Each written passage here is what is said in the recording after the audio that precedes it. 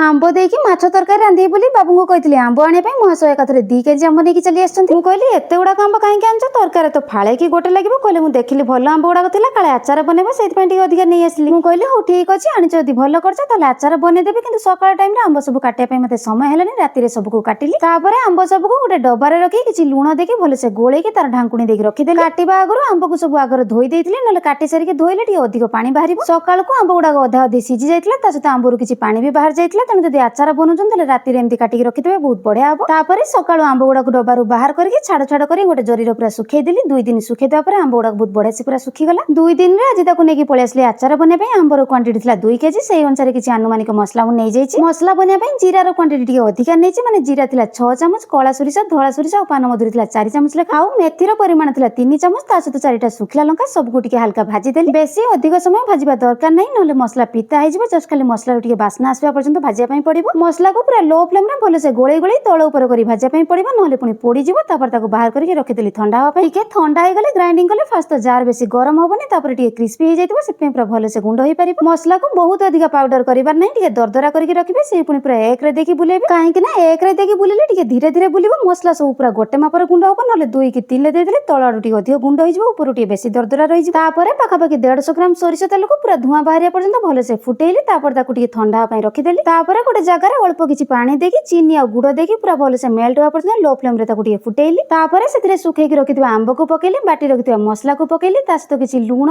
हळदी लंका गुंड और किछि कला जीरा पकेइली ता सहित फुटेइकी रखिथिबा सोरिष तेल को देकी पूरा भलसे तळ ऊपर करी ताको मिसेई देली एठी गोळेला बेले सोरिष तेल रे सब मसला मिसी जिया पर गोटे बहुत बढ़िया बास्नाटे आसुतिला किंतु एठी संगे संगे खाइले आचार एते भी भल लागेनी मसला जो टिके कड़ुआ लगे हल्का टिके पिता अंश थाए भलसे गोळेई गोळेकी ताको गोटे सुखिला डबारे रखिकी ढांकुणी देकी रखिदेली मिनिमम 4-5 दिन ताको एबे खरारे बसिया पई पड़िबो 4-5 दिन पर आंब सब मसला रे भलसे जरी जिवा पर तापर जायके आचार टेस्ट बहुत बढ़िया आसीबो।